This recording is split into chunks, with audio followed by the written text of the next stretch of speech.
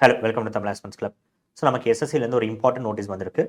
So எஸ்எஸ்சியில் நம்ம இப்போ exam எழுதி முடிச்சுட்டு ஃபைனலாக நமக்கு வந்து மெரிட் லிஸ்ட்லாம் கிரியேட் ஆன அப்புறம் இந்த மெரிட் லிஸ்ட்டில் யாரெல்லாம் வந்துட்டாங்களோ இப்போ அதிலிருந்து அவங்களுக்கு தேவையான நம்பர்ஸான கேண்டிடேட்ஸ் வந்து ஹையர் பண்ணிடுவாங்க. இப்போ ஒரு 500 பேர் தான் தேவைப்படுறாங்கன்னா மொத்தம் 10,000 பேர் மெரிட் லிஸ்ட்டில் வந்திருக்காங்கன்னா இந்த 10,000 பேர்லேருந்து 500 பேர் எடுத்துருவாங்க. இப்போ 9,500 பேர் வந்து அந்த வருஷம் அவங்க ஜாப் கிடையாது.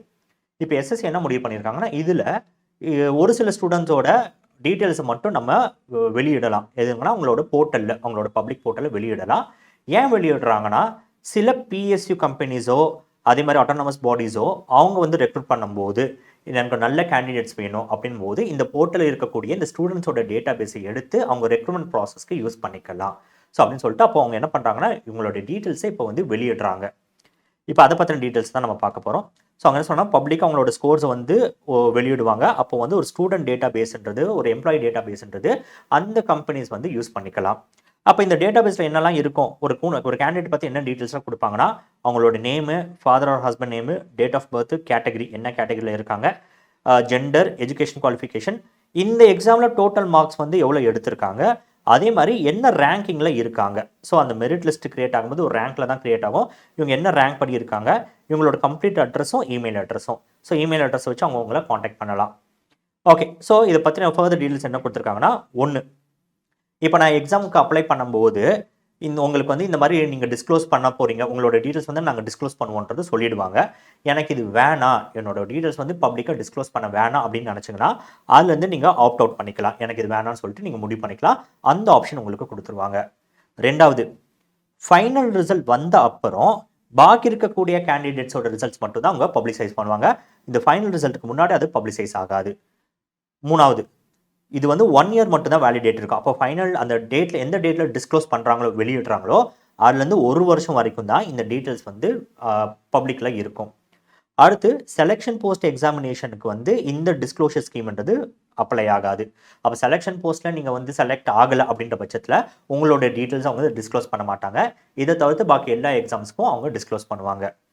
இப்போ இது எப்போலேருந்து எடுத்துக்குவாங்கன்னா, நவம்பர் 2024 நடந்த எக்ஸாம்ஸோட இன்னும் ரிசல்ட்ஸ் வர இருக்குன்னா அந்த ரிசல்ட்ஸ் கூட சேர்த்து இந்த டிஸ்க்ளோஷரும் அவங்க பண்ணுவாங்க. அப்போ ரிசல்ட்ஸ் கொடுத்துட்டு யாரெல்லாம் செலக்ட் ஆனாங்க, யாரெல்லாம் செலக்ட் ஆகலையோ அவங்களோட டீட்டெயில்ஸை அவங்க பப்ளிக்கில் போடுவாங்க. ஓகே, இப்போது எவ்வளோ நம்பர் ஆஃப் கேண்டிடேட்ஸ் இப்போ பார்த்தீங்கன்னா நமக்கு லேக்ஸில் இருக்காங்க. இப்போ எக்ஸாம் ஃபைனல் மெரிட்டில் 10,000 பேர் வந்துட்டாங்க. அதில் 500 பேரை செலக்ட் பண்ணிட்டாங்கன்னா இப்போ 500 தான் நமக்கு வேக்கன்சி. அப்போ 500 பேர் எடுத்துட்டாங்க. எவ்வளோ வேக்கன்சியோ அதுலேருந்து 2 மடங்கு அவங்க வந்து கேண்டிடேட்ஸோட டீட்டெயில்ஸ் போடுவாங்க. அப்போ இந்த 500க்கு அப்புறம் இருக்கக்கூடிய அடுத்த ஒரு 1000 பேரோட டீட்டெயில்ஸை அவங்க பப்ளிசைஸ் பண்ணுவாங்க. அவங்கள நம்ம நான் ரெக்கமெண்டட் கேண்டிடேட்ஸ்னு சொல்கிறாங்க. ரெக்கமெண்டட் கேண்டிடேட்ஸ்னால் ஃபைனலில் எல்லா மார்க்கும் எடுத்துகிட்டு அந்த ஜாப் எடுத்தவங்க ரெக்கமெண்டட் கேண்டிடேட்ஸு. அந்த மெரிட்குள்ளே வராமல் அதுக்கு அப்புறம் இருக்கக்கூடிய கேண்டிடேட்ஸ் வந்து நான் ரெக்கமெண்டட் கேண்டிடேட்ஸு. ஓகேவா? ஸோ இப்போ இது யாரெல்லாம் ஹையர் பண்ணலாம் அப்படின்னு பார்த்தீங்கன்னா, இந்த யூசர் ஏஜென்சிஸ்ன்றவங்க ஒன்று பிஎஸ்யூஸாக இருக்கலாம். இப்போ பிஎஸ்யூஸ் நமக்கு தெரிஞ்சது என்னது, ஓஎன்ஜிசி இருக்குது, பெல் இருக்குது, அந்த மாதிரி கம்பெனிஸ். அதே மாதிரி ஆட்டோனமஸ் பாடிஸ்ன்றது யூபிஎஸ்சியும் ஒரு ஆட்டோனமஸ் பாடி தான், என்சிஆர்டி ஒரு ஆட்டோனமஸ் பாடி தான், எய்ம்ஸ் ஒரு ஆட்டோனமஸ் பாடி தான். இப்போ அதுலேயும் சில பார்த்தீங்கன்னா நான் டெக்னிக்கல் பொசிஷன்ஸ் இருக்கும், போஸ்ட் இருக்கும். சப்போஸ் அந்த மாதிரி நான் டெக்னிக்கல் போஸ்ட்டுக்கு அந்த இயருக்கு வந்து ஏதோ ஒரு இடத்துல ஒரு சின்ன ரிக்குவயர்மெண்ட் தேவைப்படுது, மறுபடியும் இதுக்கு ஒரு எக்ஸாம் கண்டக்ட் பண்ண வேணாம்னு நினச்சாங்கன்னா இந்த கேண்டிடேட்டோட டீட்டெயில்ஸ் எடுத்துகிட்டு, ஏன்னா இங்கே எப்படி பார்த்தாலும் எக்ஸாம்ஸ் வந்து லெவல்ஸ் கிளியர் பண்ணி வந்திருக்காங்க, அப்போ இவங்கள வந்து ஹையர் பண்ணிக்கலான்றதுக்கு அவங்க கொடுக்குறாங்க. ஸோ இது முழுக்க அந்த பாடிஸை பொறுத்து தான். அவங்களுக்கு தேவைன்னா இந்த டீட்டெயில்ஸ் எடுத்து அவங்க யூஸ் பண்ணிக்கலாம். ஸோ அதே மாதிரி இப்போ எஸ்எஸ்சி என்ன சொல்கிறாங்கன்னா, இப்போ நீங்கள் வந்து அந்த ரிக்வெஸ்ட் டாக்குமெண்ட்ஸ் வந்து இந்த எக்ஸாமினேஷன் ரிலேட்டடாக இருக்கும்ல, அது 3 வருஷத்துக்கு நீங்கள் பத்திரமா வச்சுக்க சொல்லி அவங்க வந்து அட்வைஸ் பண்ணுறாங்க.